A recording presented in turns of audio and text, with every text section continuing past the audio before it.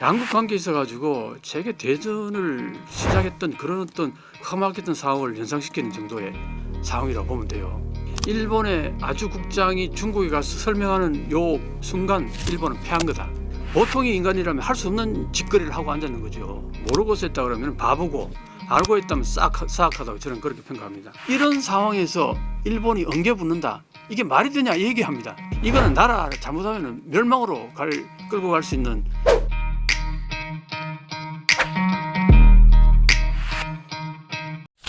일타 강사와 함께하는 경제일타해법. 다카이치 일본 총리의 대만 유사시 개입 발언으로 불거진 중일 갈등이 갈수록 격화되고 있는데요. 오늘 이 이야기 이분과 함께 짚어보겠습니다. 이명찬 교수님이십니다. 교수님 어서 오세요. 네, 안녕하세요. 일단 다카이치 총리 발언 먼저 한번 짚어보고 갈게요. 네. 대만 발언 파장이 이제 일파만파 번지고 있는데요. 양국이 지금 보니까 강대강으로 네. 또 맞부딪히고 있더라고요. 서로 어떤 정치적 계산이 좀 깔려 있다고 봐야 할까요? 제일 먼저 다카이치 총리가요, 중국이 도저히 받아들일 수 없는 발언을 했다. 이게 출발점이에요. 과거의 일본 총리들은 그렇게 답변을 안 했어요. 왜냐? 그거는 선을 넘는 거다고 생각했기 때문에 발언을 안 했는데, 그럼 왜 다카이치 총리는 그렇게 선을 넘는 발언을 했느냐? 내가 볼 때는 다카이치 총리가 되고 나서 지지도가 굉장히 높았어요. 그게 왜 그러냐니, 총리 되자마자 한 일주일 열흘 고상간에 에이펙에 왔어. 많은 수많은 정상들하고 담화를 했잖아, 그죠? 이게 총리 입장에서는 이거는 무조건 점수 따는 그 장면이죠. 세계 정상들하고 만나가지고 대화하고 거기서 다 웃으면서 좋은 얘기를 덕담하는 게 많잖아요. 중국하고는 안 그랬지. 그러니까 그거는 지지도가 높아질 수밖에 없는 상황이거든요. 그러다 보니까 다카이치 총리가 약간이 업된 게 아닌가, 그런 부분도 있고, 그거 하나 하고 또 하나는요, 다카이치 총리는 평소에 늘 하던 얘기입니다. 그 일개 정치가로서는 중국을 전혀 의식하지 않고 중국 싫어하든 말든 오히려 중국 싫어하는 말을 더 많이 했다고 보면 돼요. 그런 정치가다고요. 그러니까 일본 자민당 내에서는 우파 가장 오른쪽에 있는 정치가라고 보면 돼요. 그러니까 이거는 어떻게 보면 나올 수밖에 없어 나온 발언이다, 이렇게 볼 수 있는 거죠. 그러니까 중국 입장에서는 지켜본 거죠. 총리가 돼서 저 인간이 어떤 말을 할까 현미경을 들고 봤을 거예요. 아니나 다를까 평소 하던 그대로 중국이 도저히 받아들일 수 없는 말을 함부로 짓거렸다 이거죠. 그러니까 목을 날려버리겠다 이런 얘기까지 하는 거죠. 양국 관계에 있어가지고 세계사에서 이거는 세계 대전을 시작했던 그런 어떤 험악했던 상황을 연상시키는 정도의 상황이라고 보면 돼요. 그러니까 굉장히 심각한 얘기죠.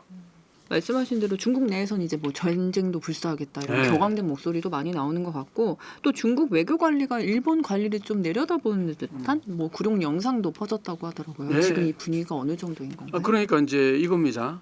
일본 외무성에서 네. 이거 이대로 두면 안 되겠다 하는 생각이 들었겠죠. 그래서 아주국장을 파견했습니다. 아시아 태평양 국장이죠. 그분을 이제 파견해가지고 중국에서 사실은 다카이치 총리가 이렇게 말씀을 하셨지만 진위는 이겁니다 하고 설명하러 갔겠죠. 이 광경 속에서 중국은 그걸 받아들이냐면 전혀 안 받아들여요. 그 말을 했던 말을 취소하지 않는 한은 어떤 얘기도 우리는 받아들일 수 없다. 이게 중국의 강경한 입장이에요. 근데 하시모토 대츠라는 아주 유신의 회, 이번에 자민당하고 연립을 한 유신의 회 정당 있잖아요. 그 정당을 만들었던 하시모토 대츠라는 이 변호사, 이 사람이 뭐라고 얘기했냐면은, 일본의 아주 국장이 중국에 가서 설명하는 요 순간 일본은 패한 거다. 이번 중국과의 대결에서. 그거는 뭐냐? 아쉬운 쪽이 가서 설명할 거 아니에요. 그게 일본이 굴하고 들어간 거라는 얘기죠. 그래서 이제 그런 맥락인데, 중국 입장에서는 이제 중국이 잘하는 그죠, 외교 보면은 이 영상 같은 걸 중국은 뭐 어쨌든 충분히 정부가 컨트롤할 수 있으니까 메디어를. 그러니까 이제 일본 외무성 아주국장의 파트너인 중국 외무성의 아주국장이 아주 고압적인 고개를 빳빳하게 들고 복장도 평소 보통 입는 양복이 아닌 인민해방군 같은 복장을 하고서 이제 이렇게 내려다보는 같은. 근데 일본 사람들이 그렇습니다. 고개를 빳빳하게 들고 이렇게 얘기하는 그런 습관이 별로 없어요. 항상 보면 사람들하고 이제 이렇게 대담도 잘하고, 그 다음에 또 내가 볼 때는 옆에 통역이 뭐라고 얘기 막 하는 걸 이렇게 하는 그 표정이에요. 그러니까 통역이 뭐라고 하는지를 이제 약간 귀 기울여 듣는 듯한 제스처를 취한 것 같은데 그게 이제 영상으로 딱 나오면은 고개를 숙인 같이 보이는 거죠. 중국은 그걸 활용한 게 아닌가 그렇게 이제 보는 거죠.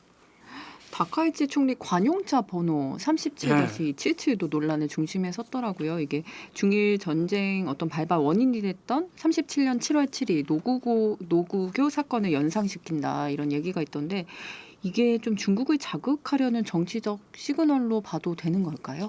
이제 두 가지로 볼 수 있습니다. 그걸 알고서 그렇게 했다면은 참 일본은 이걸 어떻게 인식을 해야 되겠어요. 역사 속에 일본이 합리적이고 그리고 보수 합리 자민당 내에서도 그런 사람들이 많았어요. 역대 총리들. 지금 이제 다카이치나 아베 같이 그렇게 우익들만 있었던 건 아니라고요. 과거에는 굉장히 합리적이고 뭐랄까 약간의 진보적인 생각을 갖고 있는 그런 총리들도 되게 많았어요. 키도 크고 키가 크다는 게 뭐냐 마음이 넓고 뭔가 대국을 바라보면서 정치하는 사람들이 많아요. 거기에 비해서 아베 총리나 이 다카이치 여자 아베라고 그러잖아요. 이 두 사람의 행동 거지를 보면요. 중국하고 한국을 비난하고 막 까는 걸로 인기를 얻으려고 하는 경향이 있어요. 그래서 지난번 총리 선거 때는 총리가 안 됐던 사람이 다카이치 사나이거든요. 근데 이번에는 어떻게 이상하게 됐어요. 다카이치 총리가 총리 되기 전에 어떤 얘기까지 했냐면 나치를 지지하는 정도의 사람이고요. 야스쿠니 진자는 중국이 뭐라든 한국이 뭐라든 그냥 간다. 그랬던 사람이고 그리고 무라야마 다마에 대해서 공격했던 사람이에요. 왜 당신이 사과를 하냐고 우리 선조들이 한 행동에 대해서 이게 말이 돼요? 그리고 도쿄 재판을 전쟁 재판이라고 그러잖아요. 도쿄 재판을 부인했던 사람이에요. 이런 사람이 지금 현재 일본의 총리입니다. 이거 우리가 정확히 아셔야 돼요. 그러니까 지금 부드러운 얘기를 한다 하지만은 과거에 어떻게 살아온 정치가인지를 정확히 아셔야 돼요. 가장 우익적인 인사입니다. 일본에서 보면은. 그런 사람이 지금 이런 그 숫자 방금 얘기하신 거 그런 것들 그걸 조금이라도 중국이 어떻게 생각할까? 한국이 어떻게 생각할까? 조금이라도 생각한다면 그런 식으로 못하죠. 지난번에 아베도 분명히 731이라는 숫자가 있는 훈련기를 탄다고 시행 비행한다 뭐 그런 그게 모르고 했다면 바보고요. 했다 그러면 사악한 겁니다. 마찬가지예요. 이번에 사나이 총리도 이건 일본 정치가들 정말 이거는 아주 인간적으로 문제가 있는 사람들이에요. 제가 일본을 그렇게 싫어하는 사람은 아닌데 자민당 내가 지난번에 이시바 시게루 총리에 대해서는 상당히 내가 높게 평가했어요. 왜? 합리적으로 발언하고 합리적으로 행동하고 그리고 안 되는 거 안 된다. 그리고 역사에 대해서 반성도 하고 그게 일본 사람들도 그런 사람들이 많거든요. 근데 왜 이 아베나 이 여자 아베라는 이 두 사람은 그렇게 인간이 할 수 없는 행동까지 가냐 이거죠. 보통의 인간이라면 할 수 없는 짓거리를 하고 앉았는 거죠. 그래서 나는 이분들의 행동에 대해서는 굉장히 비판적입니다. 이 방금 말한 이 수치를 모르고서 했다 그러면 바보고 알고 했다면 사악하다고 저는 그렇게 평가합니다. 이 가운데 이제 중국이 일본 관광 이제 제한하고 수산물 금지, 유학생 통제, 사실상 이제 경제 보복에 나서고 있는 모습인데요. 일본 실물 경제에 꽤 타격을 아무래도 주겠죠. 당연히 네. 주겠죠. 당장 이제 여행객들을 못 가게 했잖아요. 지금 비행기가 한 54만 건 정도가 캔슬이 됐다고 그래요. 그런 건수들은 한 사람만 가는 게 아니잖아요. 그렇죠. 거기 단체 여행객 그러니까 이게 어쨌든 한 2.2조 엔 정도의 손실일 거라고 얘기를 해요. 우리 돈으로 한 20조 엔 정도. 또 유학생을 못 가게 하는 그런 있잖아요. 사실은요 유학생들이라는 게 한국도 그렇습니다. 지방대학 가보면 중국 유학생들 많아요. 왜 그러냐? 지방대학들이 재정이 그 중국 유학생들을 받지 않고서는 꾸려가기가 힘들 정도죠. 그러다 보니까 중국 유학생들 많이 받는데 어느 정도는 또 중국에서 이제 윤택한 사람들이 유학을 오잖아요. 그러니까 한국에 와서 돈을 많이 뿌릴 거라고요. 마찬가지 일본도 똑같거든요. 실제로 지금 도쿄 대학 같은 데 가보면요. 중국 유학생들이 박사과정 한 30-40% 될 거예요. 퍼센트로. 그만큼 중국 유학생들이 많다는 거죠. 그래서 이공대 같은 경우는 중국 유학생들이 와가지고 그 뭐랄까 이공대는 실험도 하고 다 그런 거 하잖아요. 그럼 그런 사람들이 있어야 되거든요. 근데 일본 대학생들은 사실은 대학원 진학 별로 안 해요. 왜? 대학원 진학한다고 해서 취직이 잘 되거나 또 봉급이 더 높아지거나 그런 게 별로 없어요. 그러다 보니까 굳이 안 가는 거죠. 그러니까 그 공대 같은 경우는 분명히 교수 입장에서는 대학원생이 있어야 되는 거예요. 실험을 하려면은. 근데 중국 유학생들이 많다는 거예요. 그 중국 유학생들이 이제 안 오게 되면은 그런 문제도 있고 재정적인 문제도 있고 그렇게 보면은 어쨌든 일본의 피해는 꽤 뼈아픈 거죠. 당장 이제 무역 구조만 봐도 일본이 좀 불리해 보인다라는 네. 시각이 많더라고요. 일본의 대중 수출 의존도가 20%가 그렇죠. 넘는데 중국의 대일 의존도는 4에서 한 5%에 불과하고 장기전으로 갈수록 일본 경제만 좀 불리해질 것 같은데 어떻게 보세요? 당연히 그렇게 봅니다. 일본이 중국한테 내세울 수 있는 카드가 뭐가 있느냐 할 때 얼핏 떠오르는 게 별로 없어요. 물론 이제 소재, 부품, 장비, 반도체 이제 그거는 이제 워낙 일본께 좋으니까 중국에서는 어쨌든 일본의 소재, 부품, 장비를 수입하는 게 좋겠죠. 수준이 높고 그러니까. 그런데 이제 일본이 우리한테 했던 행패가 있잖아요. 소재 세계를 수출 규제를 해가지고 삼성을 무너뜨리겠다. 그 작전을 한 인간들이잖아요. 중국한테도 뭐 그렇게 할 가능성이 전혀 없지는 않겠죠. 본래 하던 그 행태는 네네네. 변하지 않잖아요. 사람이 쉽게 안 변하잖아요. 네. 그럴 수는 있을지 몰라도 내가 볼 때 중국은 미국이 지금 온갖 규제를 다 하잖아요. 특히 반도체 쪽은 규제가 굉장히 심한데 중국은 그 규제를 넘어서고 있어요. 왜냐? 시장 자체가 워낙 넓으니까 자체 내에서 어느 정도 시장이 형성되니까 투자를 막 정부가 마구 그냥 쏟아붓고 해가지고 그리고 사실은 중국 대학들 보면 세계 랭킹에서요 거의 톱 클래스들이 많습니다. 20위 안에요. 한 대여섯 개 됩니다. 일본은 도쿄대가 20위 아마 안에 못 들어가요. 서울대도 마찬가지고. 근데 중국에는 20위 안에 드는 대학들이 대여섯 개가 된다고요. 그건 뭘 말하냐면 중국의 최첨단 그 공업 기술이라든가 거의 미국하고 경쟁을 할 정도고 미국을 능가하는 경우가 많아요. 그 정도로 지금 중국이 하이테크에서는 오히려 미국을 앞선다는 얘기가 나올 정도인데 일본이 뭐 소재 부품 장비 그거 규제한다고 그게 영향이 얼마나 갈까? 미국이 그렇게 규제했음에도 불구하고 하고도 저러는데 그러니까 일본에서 내가 볼 때 중국에게 규제할 수 있는 것들 별로 없어요. 그런 맥락에서 보면은 물론 뭐 일본 여행객들도 중국에 안 가는 거 정도는 있겠지만 실제로 지금 일본이 엔화가 싸져가지고 여행 거의 못 갑니다. 여행 그 패스포트 가진 비율이요 17%라고 내가 최근까지 얘기했는데 요즘은 10%대로 떨어졌답니다. 그 해외 여행을 안 간다는 거죠. 안 가느냐? 내가 볼 때는 못 갑니다. 돈이 없었어요. 그만큼 일본이 가난해졌다는 겁니다. 네, 그런 상황이에요. 그런 상황에서 중국하고 경제적으로 맞부딪혀 가지고 과연 일본이 성산이 있을까 하는 생각이 드는 거죠. 중국의 이제 마지막 보복 카드로 히토류 제재가 이제 꼽히는데요. 일각에선 이제 일본이 히토류 자체 채굴이 뭐 준비돼 있다 이런 주장도 있더라고요. 현실성 있는 이야기인가요? 전혀 없죠. 장기적으로는 그럴 수 있을지 몰라요. 어디 어떤 섬에 그 히토류 재료가 풍부하다. 그 개발하면 물론 당연히 나올 수 있겠죠. 근데 그 히토류가 왜 중국이 그렇게 전 세계 70% 정도인데 왜 중국이 이렇게 많냐 하면은 그 개발하려면요 어마어마하게 산업 폐기물이 쏟아져 나옵니다. 그게 악성 폐기물이에요. 그러니까 그게 공해가 엄청 심하거든요. 중국이니까 가능한 거예요. 정부가 통제도 가능하고 워낙 땅덩이도 넓고 하니까 그 지역을 폐쇄하고 뭐 거기는 사람이 안 사는 데를 뭐 한다든가 워낙 땅덩이 넓으니까 그게 가능하지만 일본같이 그렇게 사람이 촘촘하게 사는데 히토류 물론 저기 떨어져 있는 섬에 그 있다니까 개발은 가능하겠죠. 그거 하려면 공장 세워야죠. 그거 뭐 하려고 하면 시간이 많이 걸릴 거라고요. 근데 당장 지금 히토류 수출 규제를 하게 되면 뭐 일본 자동차 뭐 가전제품들 원가 다 뭐 생산 못할 가능성이 높은데요. 오죽하면 미국이 트럼프가 그러니까요. 깨갱했겠어요. 네. 중국한테.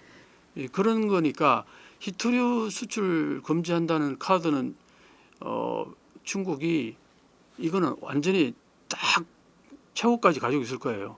이걸 써버리면은 보통 그렇죠. 어떤 뭔가를 규제를 한다든가 하는 것들은 실제로 해버리면은 가치가 떨어져요. 네. 한다 하고 있을 때가 제일 카드로 큰 거지. 갖고 카드를 있어야. 갖고 있을 때 제일 네. 큰. 그러니까 중국은 끝까지 이 카드를 가지고 있을 거예요. 다카이치 총리의 완강한 태도에 오히려 중국이 당황했다 이런 분석도 있더라고요. 네, 이에 대해서 어떻게 보시고 앞으로 중일 갈등 예상 시나리오도 한번 전망해 주시죠. 네. 최근에요.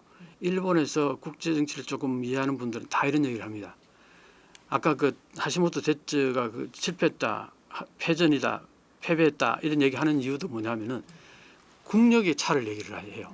1985년도에 일본이 중국의 6배 정도 됐어요. 국력이. GDP가. 40년 딱 지났잖아요. 지금 중국이 일본의 4.5배예요. 그 사이에 일본은 3배, 40년 동안에 3배 성장했는데 미국은 7배 성장하고 중국은 60배 성장했어요. 일본의 아주 유명한 국제정치학자가 통계치를 내가지고 딱 얘기를 했어요. 그리고 군사력도 과거에는 일본이 중국을 압도했습니다. 80년대 말만 해도 일본의 GDP가 전 세계 18%까지 차지했어요. 그 당시에 중국은 6분의 1 정도라고 그랬으니까 6분의 1, 5분의 1 정도니까 4% 채 못됐다 중국이. 그때 일본은 18%를 했단 말이에요. 자, 그때 GDP의 1%면은 규모가 상당히 클 거 아니에요. 근데 일본이 그때 1%의 방위비를 사용했는데 지금은 전 세계의 4% 안팎이에요. 수치가 조금 다르긴 한데 4% 안팎이라고 그러면 자 18%의 때에 1%하고 지금 4% 채 안 되는 상황 속에서 1%. 이 국방 방위비 차이가 엄청나잖아요. 그러니까 지금 일본이 방위비를 2% 올린다. 3.5% 트럼프가 3.5%를 올려라. 그래봤자 과거 1%도 안 되는 수치예요. 이게. 거기다가 엔저까지 생겼잖아요. 그러니까 이게 한마디로 말해 찌그러졌어요. 한마디로. 일본의 방위비라는 게 거기에 비해서 중국은 얘기했죠. 60배 성장했다 그러잖아요. 그런데 중국은 방위비를 공식적으로는 4, 5%라고 그러지만 저게 10%일지도 모른다는 얘기가 나와요. 일본에서는. 그러면 4.5배 정도의 국력을 가진 중국이 10% GDP 10% 쓰는데 일본은 이제 GDP 2% 치면은 한마디로 말해서 총량에 있어서는 중국이 압도적으로 일본보다 높아요. 방위비가. 이런 상황에서 일본이 엉겨붙는다. 이게 말이 되냐 얘기합니다. 국제정치학자가. 이거는 나라를 잘못하면 멸망으로 끌고 갈 수 있는 수준이다 이거죠. 이거 제대로 알고 지금 하느냐 이거예요. 국제정치학자 하는 얘기입니다. 저도 그렇게 공감하는 바이고요. 그러니까 이거는 굉장히 아주 일본에서 한번 되새겨봐야 될 얘기인데 그런데도 불구하고 일본에서는 왜 그러면 다카이치 사나이를 그렇게 지지하느냐. 이건 그동안 오버투어리즘이다. 뭐 또 한편으로는 일본이 이제 경기가 이렇게 안 좋고 그러니까 또 중국에서 나름대로 여러 가지 문제가 발생하다 보니까 중국에 돈 많은 그 사람들이 이 중국을 탈출하는 경우들이 많잖아요. 뭐 캐나다도 이민 가고 뭐 미국에도 좀 가긴 하겠지만 일본에도 많이 들어왔어요. 일본에 들어와서 어떤 식으로 하냐면은 일본의 건물을 아예 삽니다. 그리고 그 건물 한 동을 중국인들이 200명이든 300명이든 서로 그 똑같은 금액을 내면서 같이 공동 투자죠. 그래가지고 건물 하나 사가지고 거기에다가 세를 놓아요. 그럼 그게 주로 이제 중국인들 주로 일본에 사는 중국인들 세를 많이 넣죠. 그럼 어떻게 되냐? 거기가 이제 차이나타운이 형성되는 거예요. 그런데 일본에 가보셨으면 알겠지만 사람이 사는지 안 사는지 모를 정도로 조용해요. 밤이나 낮이나. 그런데 중국인들이 들어오고 나서부터 시끌벅적한 거예요. 쓰레기통에 가보면 막 쓰레기가 막 그냥 막 버려져 있고 분리수거도 안 되고 밤 되면은 중국인들 특유의 그 뭔가 체조하잖아요. 그 나와서 체조하면서 시끌벅적하니까 일본인들이 완전 돌아버리려고 그러는 거죠. 자기 문화가 아니니까. 그쵸. 이런 것들에 대해서 일본인들이 중국에 대해서 혐중이 계속 있는데다가 오버투어리즘에서 중국인들이 막 4분의 1 막 정도 쏟아져 들어와서 그리고 뭐 아무데나 이 표현이 정확하니 뭐 사실이니까 얘기할게 똥도 막 사재끼고 그게 영상에도 많이 나오고 그러잖아요. 그래서 어쨌든 거기에 대해서 일본인들이 중국에 대한 혐중이 많은 그런 상황 속에서 이제 다카이치 사나이 총리가 중국에 대해서 강하게 어필하니까 지지도가 팍 올라간 거죠. 그건 상대적으로 앞에 총리 두 분이 기시다 총리나 이시바 총리가 중국에 대해서 그렇게 강경 발언을 한 적이 없어요. 잘 지내보자고 늘 부드럽게 얘기하고 중국이 조금 고압적으로 나오면은 에이 그러지 말고 우리 좀 잘 지냅시다. 약간의 저자세 같은 이런 모습을 보인 게 그게 일본의 우익들 입장에서는 가슴에 엉어리가 맺히고 이 상처가 됐던 거죠. 그랬는데 다카이치 사나이 총리가 이번에 시진핑 주석을 만나가지고 우익들이 할 만한 얘기 다 쏟아냈어요. 당당하게. 그러니까 30분 만에 그냥 끝나버린 거죠. 서로 할 얘기만 다 하고 그냥 끝나버렸어요. 그러니까 이제 다카이치 사나이의 지지도가 높은 이유는 일본 국민들의 입장에서는 감정적으로 속이 후련하다 그런 느낌인 거죠. 근데 제가 말씀드렸듯이 그게 과연 일본에게 도움이 되느냐 할 때 국력을 생각하면은 잘못하면 나라를 정말 급전직하시킬 수 있는 하나의 잘못된 정책일 수도 있다 이겁니다.